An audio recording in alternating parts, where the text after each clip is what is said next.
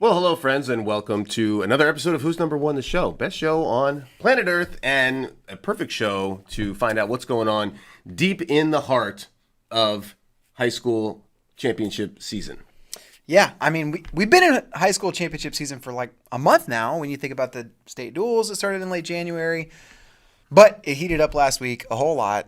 We had some really big ones. We'll talk through that. There's so much happening in high school wrestling right now. So much I forgot to introduce ourselves. I'm Major Spade, David Bray up here. JD Raider, pulling double duty from FRL. And yeah, you got a whole dock full of awesome stuff. And yeah, some states are really cooking up right now. Yeah, state championship season. There's really too much to cover because last week I think we had 18 state championships either live on the site or in archive. This week I think it's 19. There's just so much happening. Yeah, go to the site. Go to www.FloWrestling.org. Find your favorites. The next couple weeks, the states start coming and they don't stop coming. And back to the beat and they hit the ground running. I think it's kind of something like that. It's close. I'm a little rusty on my Smash Mouth lyrics. Before we get into the high school state championship stuff, I had a question posed to me that I wanted to pose to the two of you. And what better place to pose a question? This is a question. It's a rankings question. All right. Jax Forrest. Familiar? He's ranked 5th pound for pound in the country. Fifth. He's a freshman. We haven't had a lot of freshmen ranked top 5 pound for pound ever. Ever. Yeah. Who's the last guy you could think of as a freshman who was ranked that highly? And yeah, what do you think? And maybe while you guys are thinking about that, just to give people at home a little bit of background, a top 5 guy in Jax Forrest pound for pound, you don't get to be top 5 because people just like think you're good. You have to rack up a whole bunch of wins. And Jax Forrest has wrestled against ranked competition more than just about anybody. When we were getting ready for Who's Number One, we put out articles about these guys like resumes and who they'd beat, and Jax Forrest had 20 plus ranked wins in the previous 9 months, and that's crazy because he was in 8th grade for a lot of that time. He also since then has continued to wrestle ranked opponents nonstop. He most recently beat Luke Lillidahl, who's a U17 world champ, but he also has been wrestling against college opponents. He's won multiple college opens this year. He's beat a ton of college opponents. He's lost to a couple college guys too. He lost to Matt Ramos. He was ranked in the top 10 all year. Yeah, and he did have I think one other loss, but this is a guy he's very proven as a freshman. And some people will want to nitpick and say, well, maybe he's a little bit old for the freshman year, that kind of thing. He is. I think that's fine. That's true. But even sophomores, even a guy that's in their first or second year of high school, very unlikely to be ranked that high. Who are the last guys you can remember who were really high up there? The first one that comes to mind, and I don't even remember because it's a little bit ago, what the rankings in the P4P was like, but Aaron Pico was the talk of everything for his grade. Mm-hmm. And you heard the same things. I mean, what's his age versus grade, and that's kind of a different discussion, and I think it's got its time and place, whatever, but at the moment you're still talking about when is he into the high school stuff. Yeah. And Pico did I think only 3 years in high school, and then his senior year he was doing OTC and stuff like that. Mm-hmm. And almost made an Olympic team his senior year of high school. Was one match away or crazy. A couple points away from being the rep. Instead, Frank Molinaro won and then placed 5th and had a nice Olympics in 2016. And was how far away from putting Chimizo's knee down on them? I mean, yeah.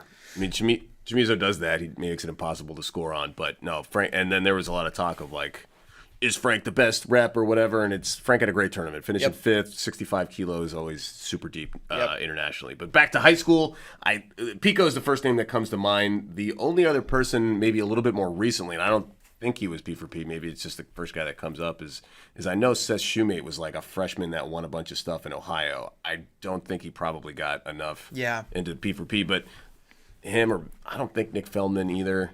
But no, not Feldman. Feldman was yeah, he didn't really start to rise until even I think his junior year when he came to Who's Number One for the first time. I think he was projected as an underdog in that match. Yeah. Gable Steveson or even Spencer Lee as freshman, I don't think. The thing about Spencer Lee, because Spencer Lee was one of the first Spencer Lee and David Taylor were two of the first people to pop in my mind. I'm like, man, they were really good right away. But they were also wrestling the lightest weight, 106, and usually when you're in that weight, you're not hitting those ranked seniors, juniors, whatever. Yes. And so it's just by the nature of the weight, you're not likely to be. You can dominate 106, don't go unscored upon, but never hit any other ranked or any other P for P guys. Yeah. And Forrest is at 120, hitting a bunch of lightweights. Some guys that'll be future middleweights. Yeah. I mean, you think about like the thing that really like launched him into the P for P discussion was his series against Nate Jezeroga.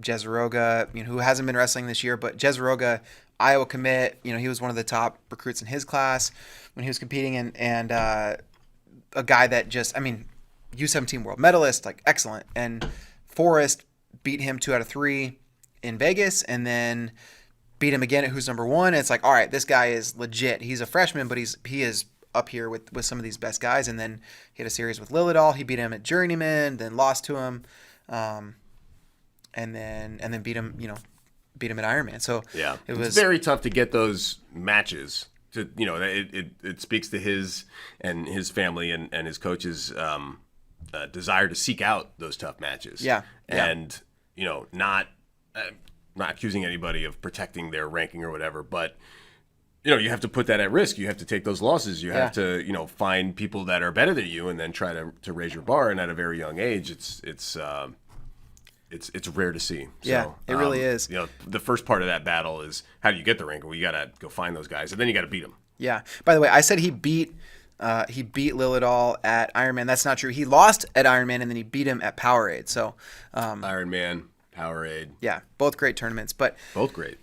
Yeah, I don't know. It's a really interesting thing to think about when you kind of zoom out and look at it from 30,000 feet. It's a rare athlete who is accomplishing this much this early, and now the question is like how do you grow from here? How do you progress from here? And it sounds like Forrest is interested in more college opens, like more elite competition, potentially U17 and U20 this year, trying to throw his hat in the ring in both. That'd be very interesting to see. So it's cool to see a guy that has that level of aspirations. But one of the really interesting things about his particular situation is that I don't know that he would be competing at college opens if not for Bishop McCourt's situation where they're not eligible in the postseason. Yeah, they're not wrestling in PIAAs. Yeah, and so there's no worry about your eligibility if whatever that, the rules and also just like, I don't know. You think about how you budget your time, and it's like normally if you're a high school athlete, you're like, well, our team is going to this. It's like, okay, all my weekends are booked. And if you're competing at a school where you're not going to be in the postseason, it's like, well, why would our team go to like these local tournaments and these duels where it's probably not going to happen nearly as often. So you got a lot of free weekends. Oh, maybe I'll just cruise over to Clarion and wrestle in the Clarion Open instead of the whatever local high school tournament. And because he's had that opportunity afforded to him in a really strange and kind of I don't know, maybe at first it felt like a tragic way. Now it's like he's taking advantage of that, and it's crazy. Yeah, that's the best thing now is the state championships are always going to be awesome for high schools, and people are always going to be striving to be state champs, and then they will have their opportunities in their tournaments. But if for whatever reason you have higher aspirations and you're for whatever reason unable to compete in your state championship, that is unfortunate. It lowers the profile of those tournaments nationwide. Yeah. But there are options now. Yeah. Is the silver lining is there are not just the OTC, but there are off-season tournaments. There's Fargo. There's Super 32. There's stuff that you can enter where you will get plenty of matches and opportunities to develop. When the college opens are an interesting part of that too, because think about your PIAA tournament. That's an elite high school tournament. That's like one of the best, if not the best high school state tournaments in the country. And then you think about, all right, November, it's like whatever, the Clarion Open. You're going to hit a quarterfinal, semifinal level opponent right away, and it's not going to get easier at that tournament. There's no pageantry, there's no fanfare. They're going to rush you through the matches and everything, but just the pure level of competition, it's like it's probably tougher to win the Clarion Open than it is to win a high school state title. And nothing against the Clarion Open, which is great, but it's great. But there's no walk of All-Americans, and and why would there be, right? It's because it's college, and it's just that's just who you hit every day. You do get a cool helmet when you win. You do get a cool helmet. Helmets are pretty dope. Yeah, for sure. So anyway, I thought of someone else too. Yeah. Maybe I don't know. Maybe it was only as a sophomore, but wasn't Yanni a two-time U17 champ?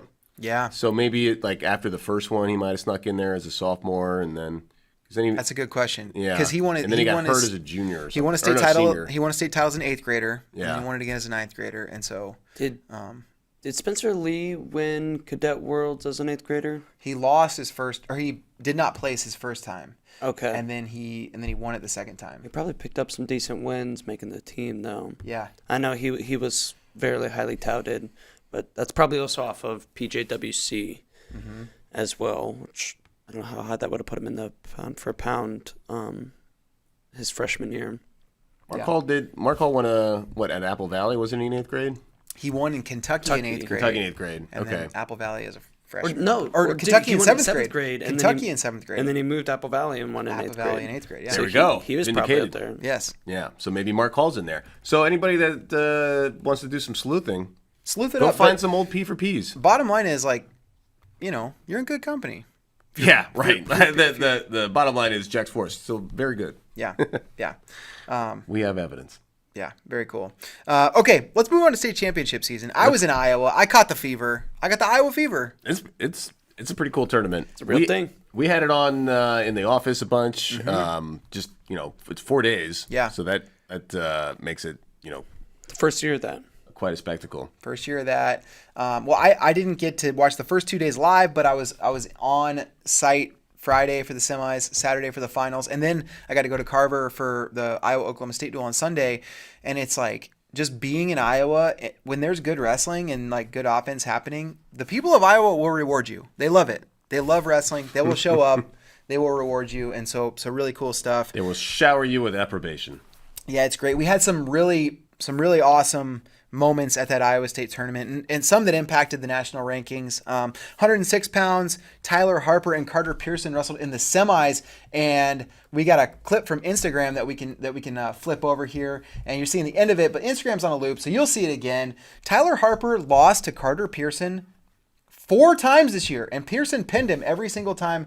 Carter Pearson from Southeast Polk, ranked number 5 in the country, but 5th try was the charm for Harper. He locks up his cradle 18 seconds into the match, gets a fall, and he had the fall for a while. Right. Like you can see it's Brett's like, spin oh, I got to count, right? And yeah, he's like, all right, let me go ahead and pin it. And so let me go ahead and finally calls the pin, but huge win for Harper, and really crazy stuff there. He actually lost in the finals, so he's going to move into the rankings for the first time. Pearson's not going to drop because he does have 4 wins over this guy this year, so I think that's fair. There's some time before that, career or full record gets evened out. Yeah. So anyway, but really awesome stuff there. 113 pounds. We had a great scrap at in the finals. It was Jake Knight and Drew Ayala, 2 nationally ranked guys. Knight beat Ayala earlier this year, and this was the rematch, and Drew Ayala got the first takedown of the match. Then Jake Knight came back. He had this great drag, and then you're watching the third takedown of the match. This was the decisive one for Knight, but here's the beginning, and yeah, Ayala gets to this single leg, tries to run it down. Both these guys pretty funky. Both these guys train at Seabolt from time to time, so pretty familiar, not just from their previous match. And there's that first takedown for Ayala, and then this drag is really something. Like Knight had to sell out on that and really kind of like lean back, throw his body back, but he gets it.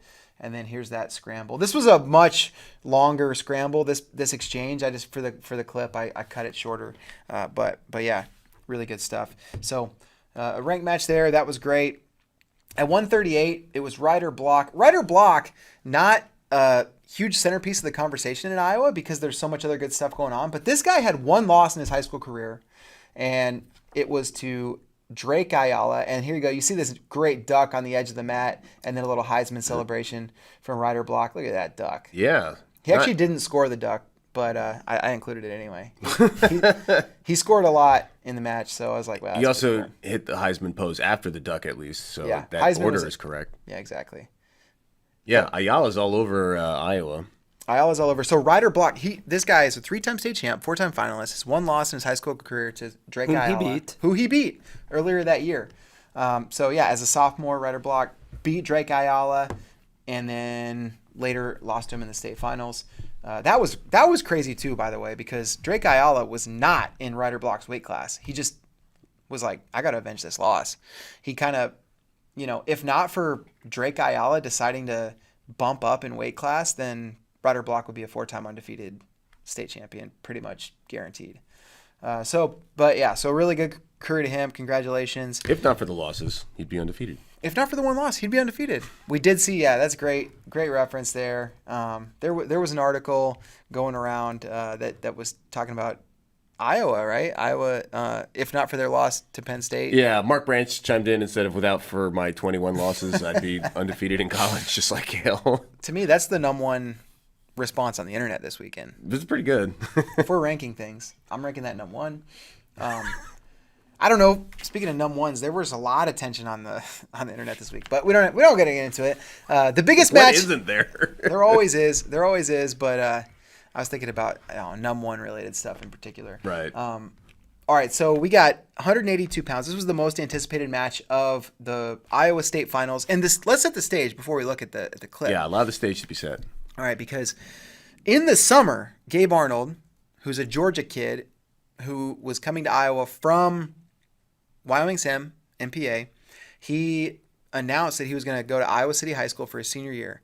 And he said something like on Twitter, like, hey, 182-pounders, like, watch out. And that includes Tate Noctiborin. He's a 182-pounder as well. Tate Noctiborin ranked number 6 in the country. Gabe Arnold ranked number 4. And people started immediately looking at their schedules, and they're like, wait, these guys could wrestle in this tournament. They could wrestle in this duel. They could wrestle in their, like, district. They could wrestle in state. Like, these guys are going to wrestle 4 or 5 times. Yeah. And so the first time they met, Arnold kind of put it on Noctiborin, and it's gotten progressively closer. And their most recent match went to rideouts, and so everybody expected this one to be close. But the Iowa State Finals, if you haven't been, I mean, it's, JD, what, 15, 16,000 people?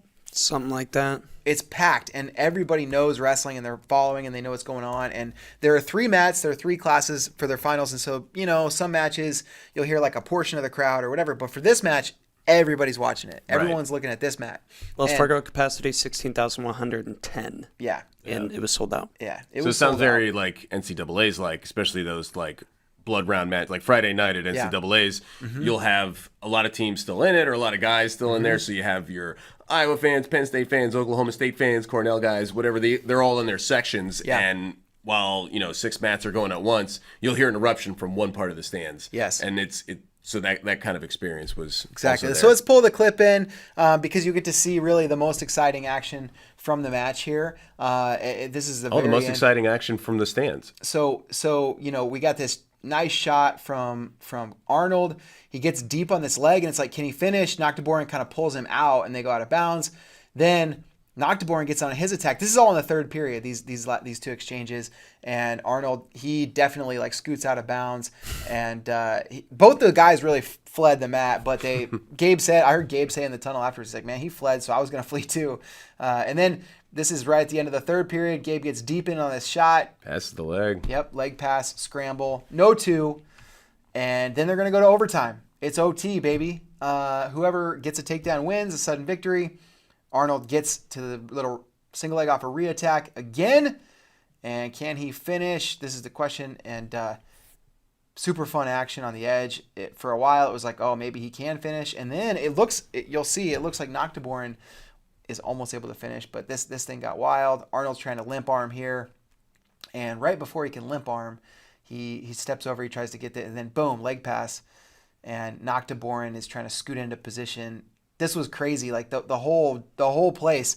When like Arnold, right there. Yeah, like when Arnold has an advantage, everyone's going nuts, and then when Noctiborin gets close, everybody else is going crazy. Yeah, because right there, especially from what angle you're looking at, it's like, hey, he's behind him. Where's the 2? You don't see him. You don't see Arnold down on the leg. Yeah, I was able to run over to the other side of the mat because I was like, man, David Carr is over here yelling for Noctiborin, and like Ryder Block and Colby Franklin are yelling for Gabe. So this is during riding time. I was like, I got to get to the other side of the mat. So here they go, and Gabe Arnold's trying to get out. He does kick out in rideouts, and so, yeah, there you go. You got future Hawkeyes. You got David Carr, Panero Johnson. You got Cyclones. And this is Iowa wrestling, baby. Yeah, this is it. This is the one right here. And so Arnold with the return. He's got to ride him out to win. And he put on a ride. I don't know that a lot of people expected that Gabe Arnold could ride like this, but he can. Yeah. Well, that's what you got to do in folk style wrestling. It'll come down to that, so you make sure that you know that's part of your game. Kyvan Gatson on the call, right? Good stuff. And then we went ahead and put the entire match on Twitter.com. It's on there. I think you can see it on YouTube and some other places too. But Twitter, we got we're verified or whatever, 10 minutes. So thanks Elon for the boost on the length of videos we can play. Yeah, and Elon said he may stop by later to talk about it, but yeah, he's making Teslas next door, and he's going to come by and ask about our Twitter. Yeah, so really fun match. It was one of those matches. There weren't a lot of points, but the action lived up to the hype. The people were not disappointed. It wasn't lots of comments. Clay Guida, Reese Humphrey. Yep. A couple verified guys. Lots of where does it say how many people commented? 21,000 people liked it. Might have been 21 million. I don't know. Hard to say. Yeah. We'll get those numbers. But yeah, got a great response and cool environment, and glad that people got to enjoy that match and we got to provide it a little bit more. Yeah. And then after the match, I mean, it just kept getting better and better. Drayshawn Ross is a freshman. And I don't know, JD, you're an Iowa guy. I don't know if you can remember a freshman making the state finals at 195 pounds, like at all. No, especially 3A. There was 2. There were 2 in the finals. Yeah, that's the crazy thing is that Drayshawn Ross was one of 2 freshmen in this state final, and Drayshawn Ross is just, I mean, he is something special. You can see the foot motion. I don't know how long this video clip is. I think it's like 18 seconds. It would be it'd be useful to just count the number of like small steps he takes during this little clip. Like it's just nonstop. His direction changes. We're watching him go one way then the other, and rolling, scrambling, funking. I mean, just that incredible. Footwork. It's why Gable Steveson, Don Bradley's feet come to mind. Yeah, those quick, small feet. You can change direction. You can do a lot of damage at upper weights, especially heavyweight, where Drayshawn Ross is clearly headed. Drayshawn Ross, since his Iowa state title as a freshman, his football prospects have exploded. Yeah, how do we stop that? I don't know. It's kind of crazy to see, but like after he won this state title, it sounds like he has posted publicly about multiple offers he's received, which you can do in football. Football, you can make what's called like a non-committal offer, which we can't do in wrestling. Which isn't an offer. That's not an offer. So stupid. But it's an offer, but it's not binding, and there's no NLI, and it doesn't follow the rules of everything else. But people are just doing it anyway, so they just made up some exception. Iowa, Stupid. Purdue. It sounds like there have been quite a few others in the mix. I heard he has not a dozen published. Or so. Like I've heard 20 that he has not posted about, but it's it's a good thing for him. Stop. Yeah. Although you do both. There's just not a lot of, I think Hokit is the only guy that has like successfully done it recently. There's been a couple recent examples I can think of. Gage Garcia, I think, went from Michigan and now is at Lehigh. There's Keontae Hamilton that was in the Rutgers wrestling room as a freshman, but then just started getting a lot of playing time at fullback for the football team. And I don't know if he's going to be back in that wrestling room. Yeah, doesn't sound like it. I'm sure I'm forgetting some others, but it's tough to do both in college. Yeah, man, I was pretty cool. Like in the tunnel, Tristan Wirfs was in the tunnel and was signing autographs and hanging out. He actually jumped on the broadcast with Kyvan, and they did a little interview with him. Co Kieft, I don't know if you guys know him. He's from Sioux Center, Iowa, which is up in the northwest corner. Oh, Northwest, someplace where people that may have gone to Northwestern. Yeah. Sioux Center, there's the rival Northwest Iowa college that's like 15 minutes away from Orange City is in Sioux Center. And Northwestern, where you went. Where I went to school. In Orange. That's in Orange City, Iowa. Yeah. Co Keefe, though, he's from Sioux Center. There was some like internet thing going around about him dating some woman who was a celebrity. I don't know who it was. That's why you tune into Who's Number One, the show, to find out the celebrity hot goss. And we don't know who it is because we don't know anything about celebrities. At least I don't. But anyway, it's funny talking to him because if you've met him, he's just a redheaded man. It's a good redheaded man. And he zeroed in on the other redheaded man that was there doing coverage. Yeah, and so we got to talk about it. And he's a football player, I take it? Yeah, he plays for the Buccaneers, the Tampa Bay Buccaneers. Oh, the team that's red also in their colors. Yeah. So anyway, who knows? Football. Speaking of football wrestlers, Ben Keeter He's a legend. He's a 4-time Iowa State champ. Yep, he's Undefeated. He's trying to do both. Forgot Big Jim Mullen is going to try to do both at Virginia Tech. Yep. But focus on Keeter because his story is pretty amazing. Yeah, here's Keeter's takedown for the Tech. Ben Keeter this year, well, by the way, whole career undefeated. His first Iowa State title was 160 pounds, which 160-pound freshman state title, that's crazy. Yeah. And then undefeated throughout his career. This year, undefeated, obviously. He had 3 Tech falls. All of them came against that opponent right there. The rest of his matches were pins the whole year. And this guy's going to Iowa to play football and to wrestle. Allegedly, we'll see. See what happens. Football has a way of taking over, but yeah, you gotta. It's almost like you don't want to root against a guy in his football career because there are a lot of perks that come with being good at D1 football. The potential NFL career and lots of money. Just the facilities and the what you get on campus is pretty cool, and it's a full scholarship. There's only full boats, and it's it's a pretty cool experience from what I understand. So yeah, if you get that opportunity, it's tough to turn down. But yeah, if it's not going that way, if you don't feel at all that might be the future as a career, go the Mason Paris route. Yeah. Go the Mason Paris route. Go the Adam Kuhn route. You know, you got good choices. Yeah. So football might be there later. Yeah. You can go ahead and get a tryout, see how that goes. Yeah, but I don't know. I just gotta say that it was cool to be in the building for the Iowa State tournament. Any state tournament you get to visit is it's just being there is such a unique, special thing compared to watching online is great, but being in the building is even better. So for sure. And still speaking of Keeter, I don't know if you guys saw, but I think it was cool. A shout out to the Stalemates guys that made a video all about Ben Keeter. And they had some cool access. And there's Fellers who works a lot with Adam Fellers with the Seabolt team. Yeah. And so he was backstage. He was around him and they got all this footage of them, like in Keeter's home, talking to the parents. And the best thing, I think, to me was you got Fellers talking about how they motivated Keeter and what he was doing in that Seabolt room. And before Keeter made the U20 world team, where he went out and won a gold medal, and he was down 0-8 and came back and beat Iran in the finals. It was one of the coolest things that happened in Bulgaria at U20s. JD, you were there.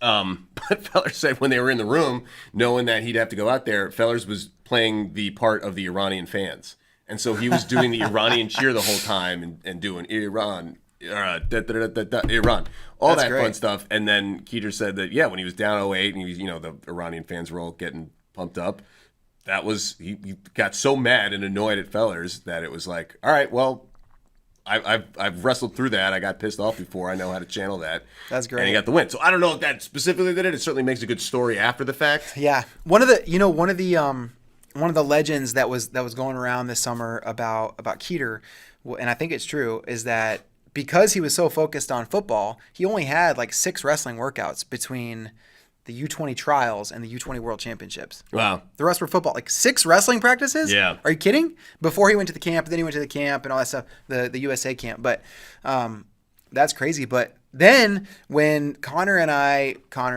sweetest prince, when he came, The sweetest of all the princes. he is when he came with when he and I went to Iowa for Who's Number One content, we were in the Seabolt room, and the story was that Drayshawn Ross in some of those workouts, those 6 workouts, Keeter would take it to him at the beginning, but by the end, because Keeter was not yet in wrestling shape, this kid Drayshawn, who was not yet a freshman, was starting to find those openings and starting to score points, and so it's like you can see this real maybe passing of the torch of a lot of people right now are saying Ben Keeter, greatest Iowa high school wrestler of all time. Iowans can debate that, but Yeah. we asked one of the coaches of a different program entirely after the tournament, like, where does Keeter stack up among the greatest? And he's like, I think we should just wait 3 more years until Drayshawn's done, because I think at that point he'll be number 2 behind Drayshawn. Yeah, you got one guy just became a 4-timer. You got a freshman that looks like he might be on his way to a 4-timer. It's almost like these, who was the best in high school. It's really not fair because you're supposed to be only judging by high school. But what they do later will be like, okay, that means that he was, how do you tie break and how do you know? Because you're comparing different eras. But in hindsight, you might have a more clear picture. But either way, anybody that got to witness any part of Keeter's run, you got to see history, which is cool. Yeah. There were a bunch of other great state championship events last weekend. Indiana, single class state championship, always excellent, really good stuff. Go back, check out the results from that. Probably the most interesting result came at 126 pounds. Freshman Tylen Thrine ends his season undefeated.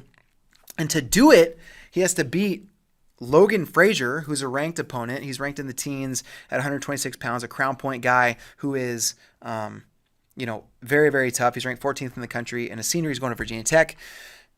Tylen Thrine, freshman, beats him. And the match is a little controversial. There are some sequences that, should there have been an escape for Frazier? Maybe not. You should go back and watch that match. It was really good. But regardless, great career for Logan Frazier. He ended up losing in the semis but finishing third. And great start of a career for Tylen Thrine. I'm excited to see where he goes from here. That's a strong name, too. Tylen Thrine. What a name. Game of Thronesy. Mm-hmm. It's like, our Lord Tylen Thrine is here. Yeah. That's from House Lannister or something. He's the Lord. Another ranked matchup that was really fun in Indiana. Orlando Cruz of Crown Point. He beat Dal Capone Veazey in the finals. Dal Capone Speaking Veazey, of all-time names. what a name. We've discussed Dal Capone before. Dal Capone, just a sophomore, but state finalist as a sophomore. Looked great. Crown Point all over that Indiana State High School Championship. Yeah, they were great. They looked really good. So, but go check out Indiana as a whole. There were a bunch of good results there.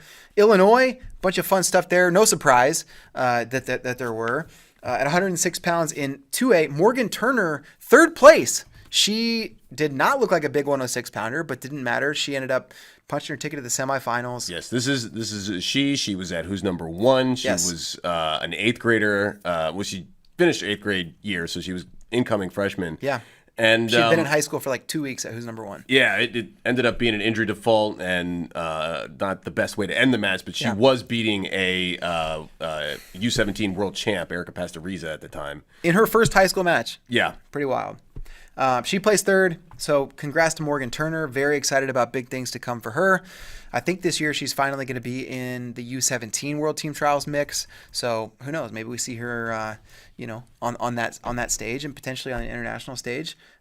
She's a machine. You just watching her drill, watching her warm up, and it's just moves, drop steps, the shadow work. Footwork on her is incredible too. Yep. Also at 106 in 3A, Dominic Munaretto won. He had bonus points in every single match. He ran the gamut, looked great. And we talked about, who knows, maybe we see Morgan Turner on an international stage. Munaretto, already a world champ at the U17 level. So already. No surprise that he took it to the in-state competition. Now we're just wondering if we're going to see him at another team. We may. 113 pounds, Seth Mendoza. He won. He was just techs all the way through. How many groups are there in Illinois? There are 3. Okay. Yep. There are 3. He teched everybody all the way through. 126 pounds. There was a highly anticipated final between Ben Davino and Jamison Garcia, 2 ranked opponents, and Davino won that match. It was an overtime match, but he ended up winning by 5. It was 6-1. So takedown and near fall at the end, and Davino got the dub. So good for Davino. He stays number 1 in the country. 132 pounds. We had a semifinal between Sergio Lemley and Vincent Robinson. That's a ranked match. Those guys have wrestled for a long time, and Lemley wins the last match before they go off to college. Now Lemley going to Michigan, Vincent Robinson, NC State. So we'll probably see those guys clash in the future. Yep. 138 pounds. Nasir Bailey won. The hand raise situation got a little wild for him. It was a weird deal. He had like a honey bun that he was trying to enjoy, kind of like kind of like Hidley with the sandwich. With the Hoagie Hidley, and I feel like there's been some others, but maybe there's a no prop rule or whatever, but it did get a little awkward at the center of the mat. Yeah, it looked like the official tried to handcuff himself to Nasir Bailey. It was really just trying to win a free car or something. You could spend a whole day handcuffed to someone. Yeah, did you ever, man?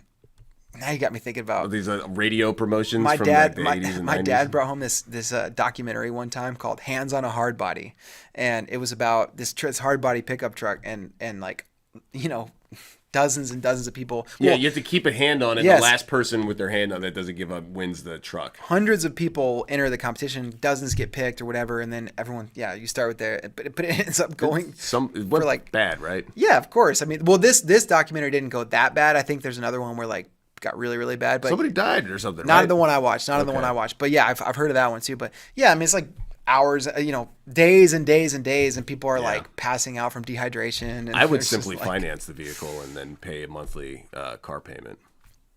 That's how I would acquire a vehicle. I mean, people have done that before. Yeah, make it pre-owned if you don't want to splurge. Yeah.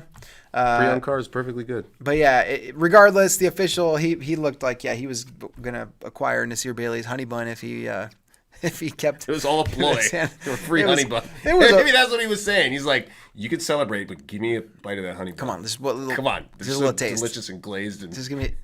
Yeah. So Lucky it was unfortunate. It was a bummer to watch, but right. Regardless, Nasir yeah. Bailey, he got the dub. He did a backflip. He's going to Little Rock, yeah. He's going to Little Rock. He's going to write the history. I think we saw him. Man, I forget what. Maybe it was just who's number one. Where just ask him about it. It's Well, it's he it. he is committed to Little Rock. I don't believe he has signed his letter of intent. So Okay. a little bit of a story to follow. But yes, he is committed to Little Rock right now.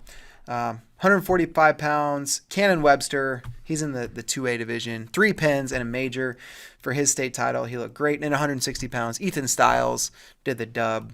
So some really good, results from nationally ranked guys there. Excellent. There were a bunch more state championships. There's too much to talk about, but No, Some of yeah, we got to keep the show. We got hard outs at 12. we got hands on the hard body at 12, and we got a bunch of really Can't good. push lunch. No, we cannot. We cannot miss lunch. We got a bunch of good events coming up this weekend.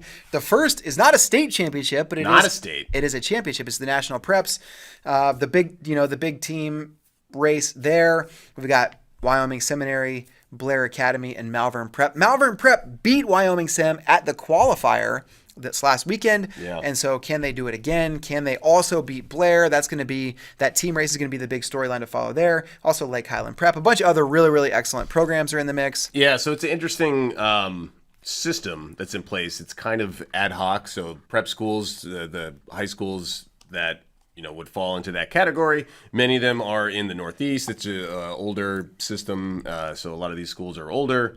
And a lot of them have wrestling teams. You have New England, you have New York, New Jersey, Pennsylvania, Maryland, and each state gets a certain allotment of spots that are kind of determined based on strength and historical results.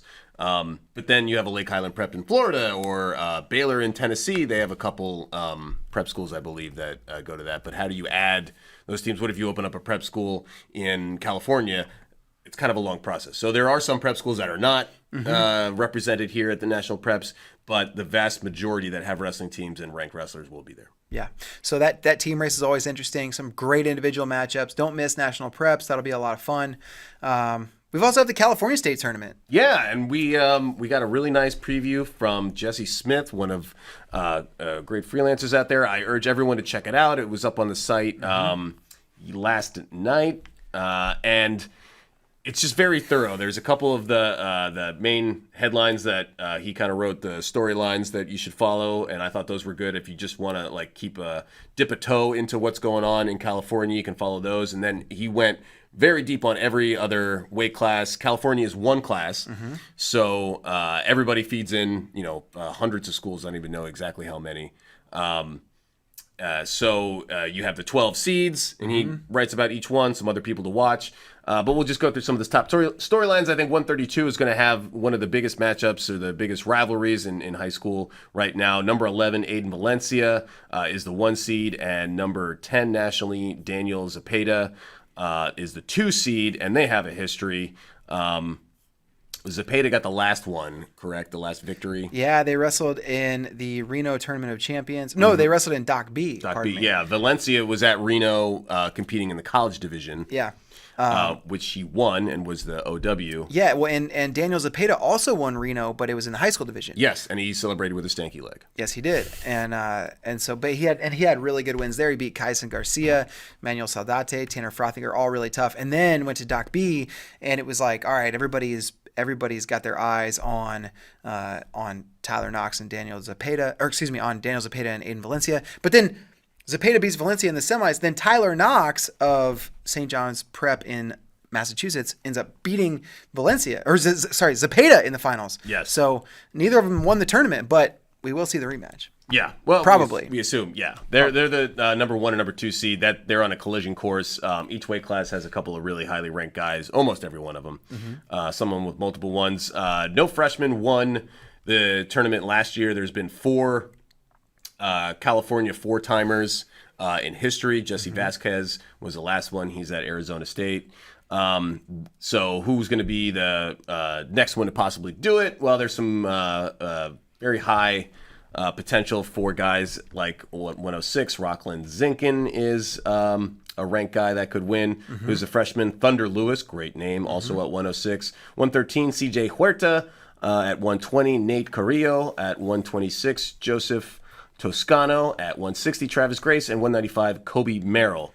And if Kobe wins it, it's a good chance he's going to continue to win, I think, at upper weight when those guys win. Yeah, Toscano's another guy that'd be really fun to watch. He started his season, I think, at like 138, and he's progressively put together really nice results, but also kind of moved down, and now they feel like he's optimized at 126. And he's had a really great season especially for a freshman. Yeah, those guys are the names to watch in the future. If you want to know what the most dominant teams are, 4 teams qualified, all 14 weight classes for the state championship. And again, this is, I don't know, 1,000 schools or something. This is extremely hard to do. Yeah. 2 powerhouses from Fresno, Buchanan and Clovis. They're historical rivals, and they've been powerhouses for a long time. Poway down outside of San Diego. They are 7-14 and they're a good historical program for that area. And Bakersfield, not always known for being this strong, but has produced quite a few guys. Jake Varner being one of them. They sent 14, so things are looking up for Bakersfield. Yeah. By the way, I'm still like looking at Joe Toscano's results.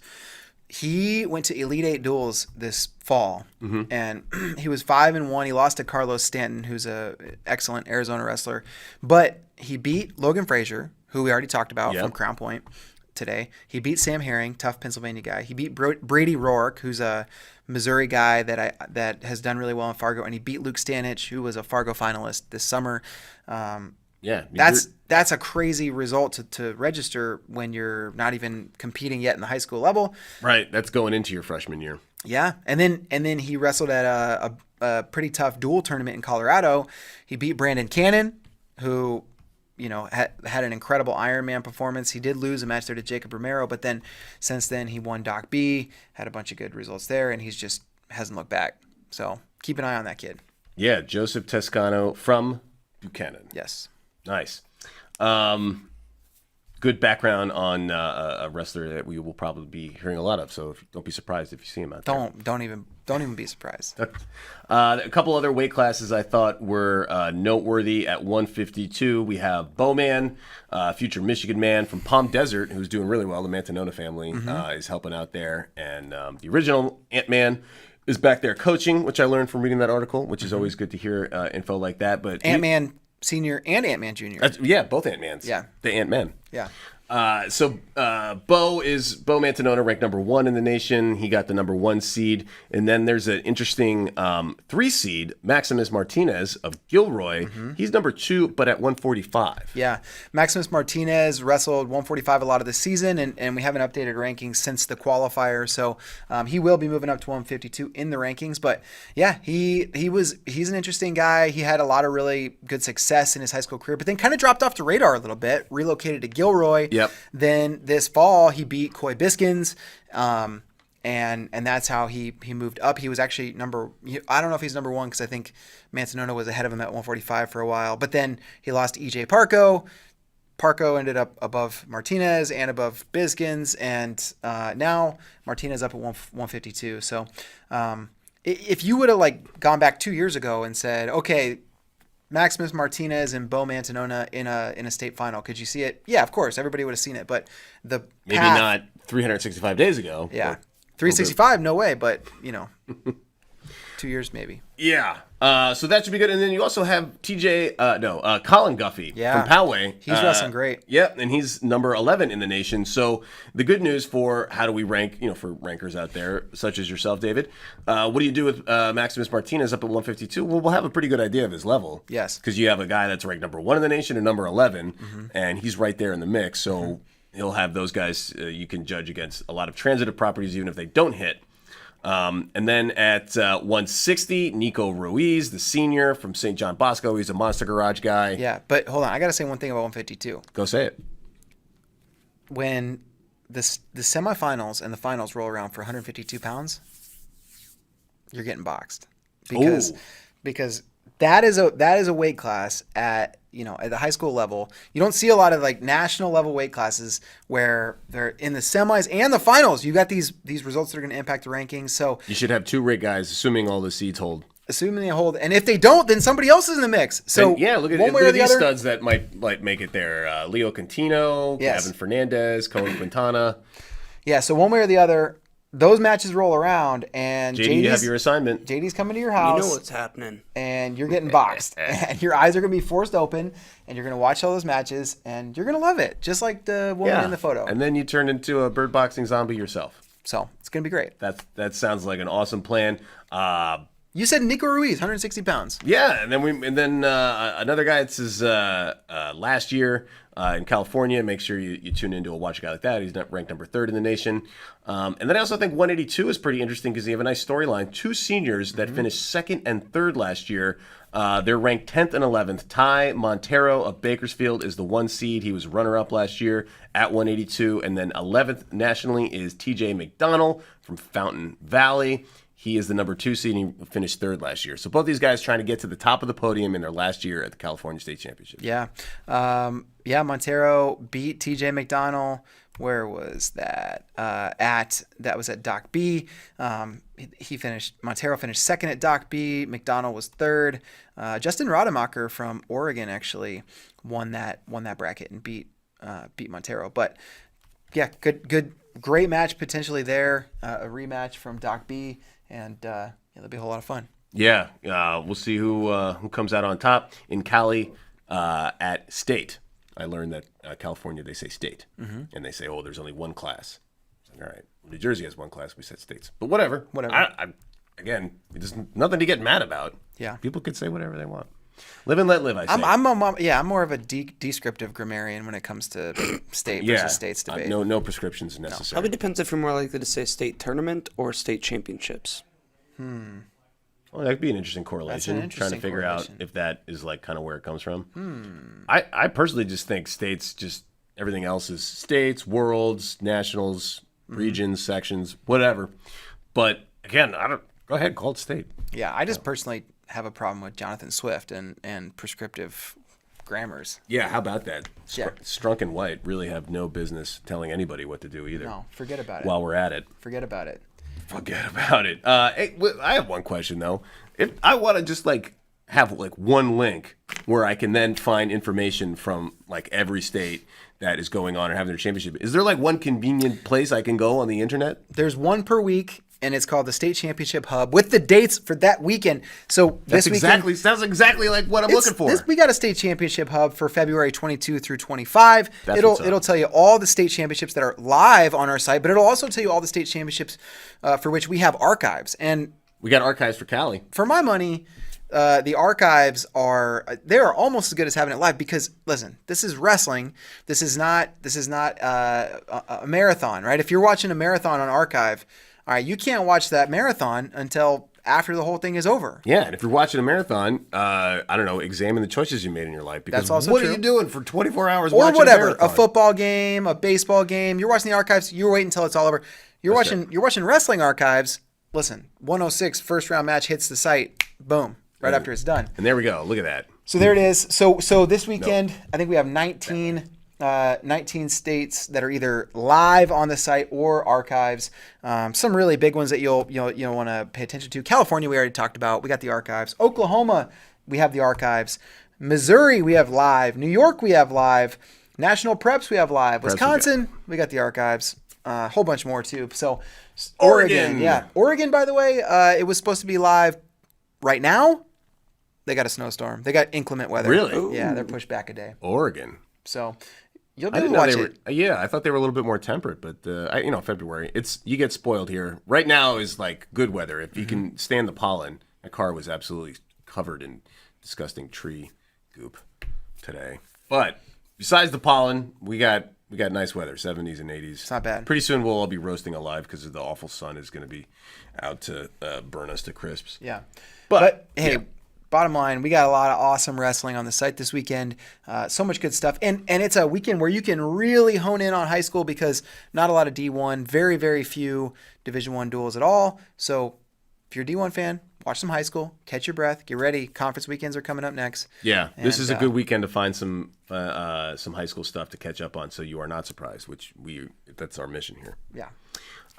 Question for y'all. I don't know if this is, we're not going to settle in. We don't really have a lot of time, but just maybe a couple thoughts that you have on what is the best number of divisions or groups for state championships. So you've talked about this on this show, and your proposal is multiple divisions for duels, Yes. singular division for individuals.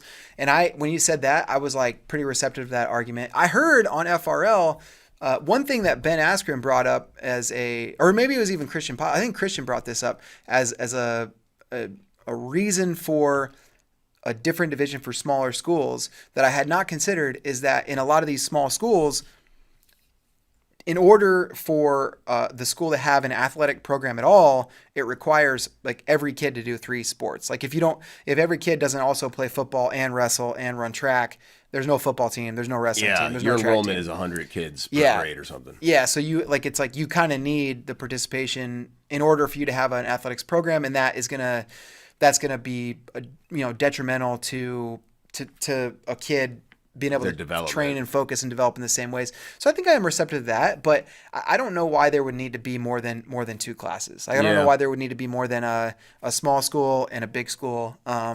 There's always the possibility. I mean, wrestling's a little different too because it's individual and it's a combat sport, so it's a little brutal. So it's like, hey, these guys are not ready to go compete against these other guys. Yeah, you could just not enter the next phase of the tournament or something. Listen, I'll tell you what my suggestion would be. Yeah. My suggestion, if I was running a state organization, it would be to create some kind of minimum threshold for qualifying, maybe. But open it up, make it huge, make it Super 32. Yeah, run it huge. Like what would be the problem in having a Super 32 style state tournament where 128 man brackets? It's massive. We run it in. It's quicker. There's less. Every session means whatever, but I mean, yeah. Super 32, they have 128 man brackets, and it's done in a weekend. It's done in 2 days. Yeah, there's logistics and schools and schedules and stuff, and I don't think that should preclude what you're suggesting. Yeah, I just know that it's always the way we've done it, and this happens, and this, whatever. JD, Iowa is kind of the school or the Iowa and Pennsylvania are 2 the biggest. Iowa has 3, Pennsylvania has 2, and then New Jersey and Cali have 1. Indiana also has 1, and it's like you do feel watching these single class states that, man, if we could get these Pennsylvania 2 champs to wrestle each other, or these 3 guys in Iowa, we need to wrestle each other. But as it is, there's really not a way to make that happen. So, JD, do you feel like the system is going now is good, and there's no reason to make any change? Or maybe you leave the door open for an alternative? I think it's good. I don't feel strongly. I feel strongly you need classes for like duels. I like 3 in Iowa for duels. Yeah, I'm with you there. I would be okay with 2 maybe in Iowa for individual. But if you're gonna go 2, I feel like you need to go 3 and keep it the same as duels, or just go 1. Yeah, or you go 2 and you ease people into it because change could be tough sometimes. Yeah. I kind of like it how it is. Yeah, I don't feel like it's too watered down. It's still extremely tough to win a state title in the state of Iowa. Every other sport has classes, even individual sports. I guess not women's wrestling yet, but I was kind of one class, and then I thought about it more, and this is still high school sports. I mean, it's not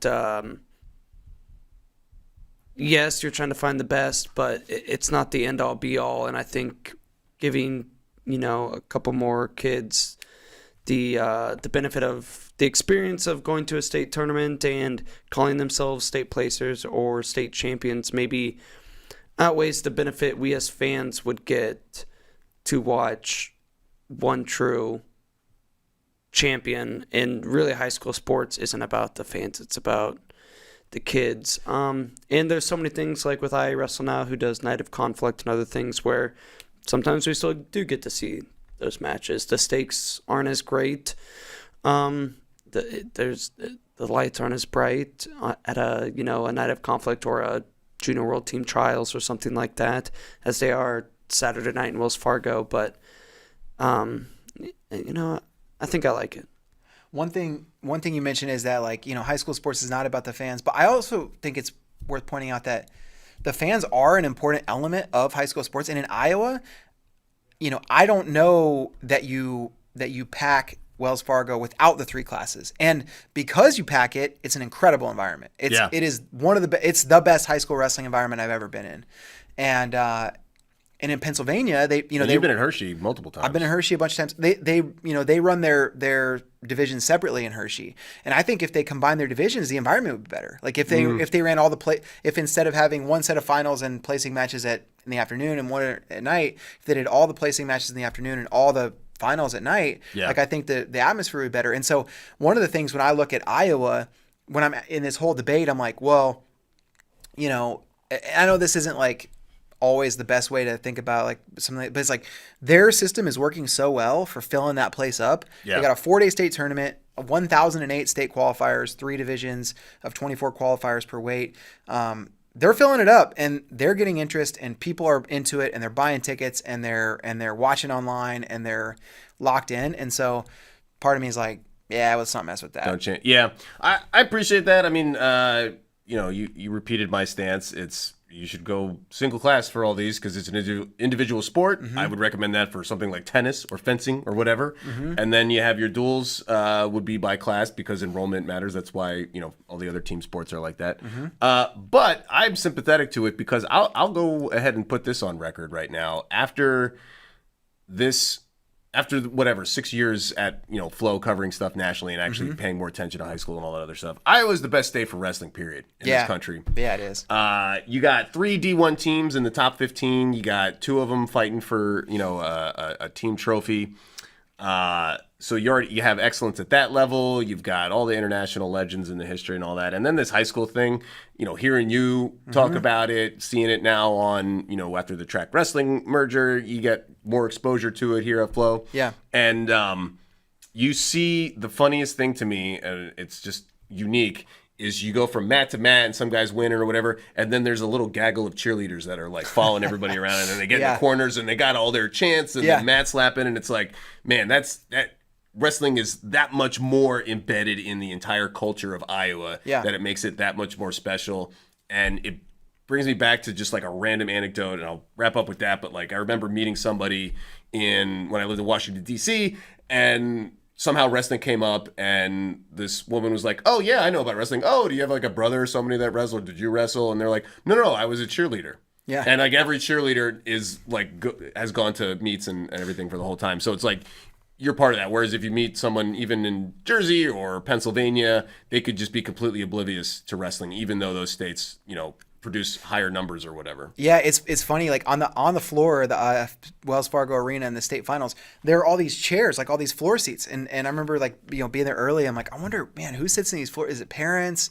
Who gets to sit in these floor seats? And then as it starts, you realize, oh, those are reserved for the cheerleaders, and it's an honor for them to have somebody from their school competing in the state finals because now they get and they're thinking about you can see the cheerleaders psyching themselves up for their, this guy's gonna win and we go to the next thing. And they're even I'm performing now, I'm on this big stage, and it's very different. Right. But hey, it's the marching band for big football games. If you go to a bowl game or a national championship game or whatever, your band gets to be on the big stage. And now,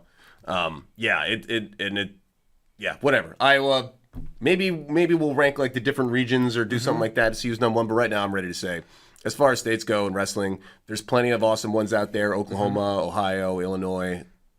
But Iowa's number one. And the Iowa, by the way, we're not talking about the depth of the nationally ranked guys in your bracket. Yeah, We're talking about the atmosphere. Yes, you can run the numbers and say Pennsylvania, way more NCAA All-Americans come from Pennsylvania. That's not disputed at all. But as far as the culture of wrestling, go to Iowa and experience it. It's great. Yeah. All right. Well, that'll do it. We're just about an hour on the dot. So thank you, David. Thank you, JD. And thank you guys for watching. As always, you're the most important part of the show. And we'll see you next time. Bye-bye.